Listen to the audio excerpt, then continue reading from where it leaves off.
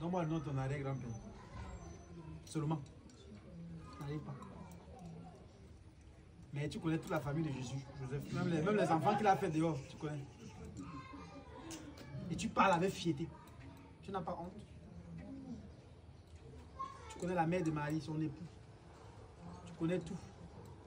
La famille Israël, Jacob, Abraham. Leur nom dans ta tête. Dès que tout est aligné. Bon, ok, on a compris. Donc maintenant, ton arrière-grand-père maternel. Il s'appelle même comment là? En tout cas, c'est même d'abord même sorcier. Carrément. L'iconographie d'abord, c'est ça. La première iconographie que nous devons faire, c'est connaître.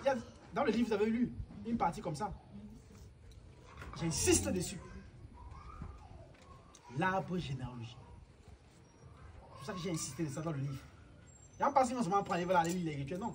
J'ai pris le temps d'abord de bien parler, de bien. Comme j'ai bavardé là. Je ne pose la question là même qu'à la fin, non. D'abord bavarder bien. Comme j'aime bavarder là.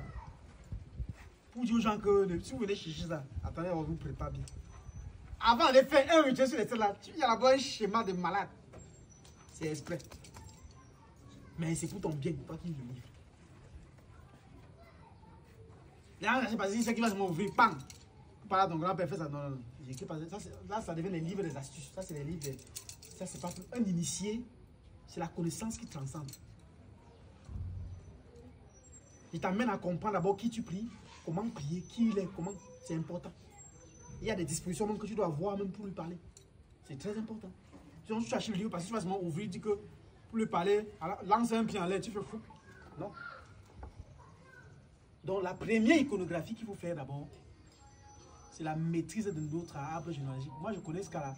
Moi, je connais ce cas là où personne. Moi, dans ma famille, je connais les générations généalogiques.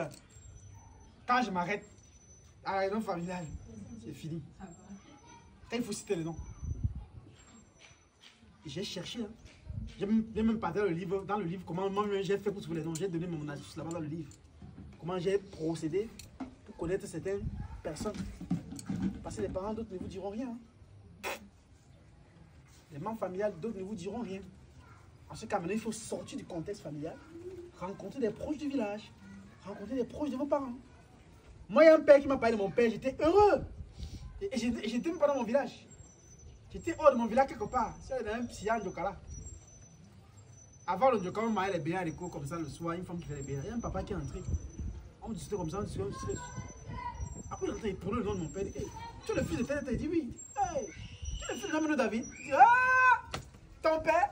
Mouf, j'ai dosé la bouillie au père là. On a bu les bouillies, il m'a parlé. Personne ne m'avait jamais parlé de mon père comme ça. Alors je ne le connaissais même pas. Il m'a expliqué. Il m'a même dit un chant que ton père avait. C'est avec moi qu'il a vendu ça. Même sa femme ne connaissait pas qu'il avait le chant là. Mais c'est moi qui ai trouvé le client de ça. Le chant était comme ça. T'as dit, quelqu'un te parle de ton père. Mieux que. T'as dit, tous les membres de ta famille. Pourquoi? Parce qu'en fait, comme on le dit souvent, dans nos textes sacrés, un ami est plus qu'un frère. N'oubliez jamais le mot. Et c'est sur ce socle-ci que nos ancêtres ont forgé. À leurs amis, il y avait des choses que tu ne trouvais même pas. Hein? Et ce qu'ils disaient à l'ami, aucun frère il ne le disait. Donc parfois, vous connaissez vraiment vos ancêtres là. Laissez les membres de la famille là. Touchez les proches du village. Allez sur les sages. Vous vous présentez. Papa, je suis l'enfant de tel. Je ne sais pas, mon père, il est quoi? Il va dire, oh, oui, tu parles de ton père comme ça là. Il y a d'abord même son père qu'avec lui je marchais. C'est comme ça. Tu vas voir, on va te parler de tes membres de famille. Le père avait parlé de mon père, le jour-là, j'étais très content. C'est le jour-là que j'ai même su que mon père avait acheté la voiture dans sa vie. Je ne savais pas que mon père avait la voiture. Moi, je sais que mon père était un pauvre planteur. Mais il me dit non, ton père avait une bâchée. Il portait cacahuètes derrière, mais il cachait que les gens ne... Il m'a parlé de mon père. Il a dit, ben tiens.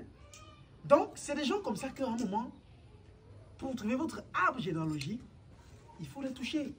Les proches du village, les sages du village, les anciens du village.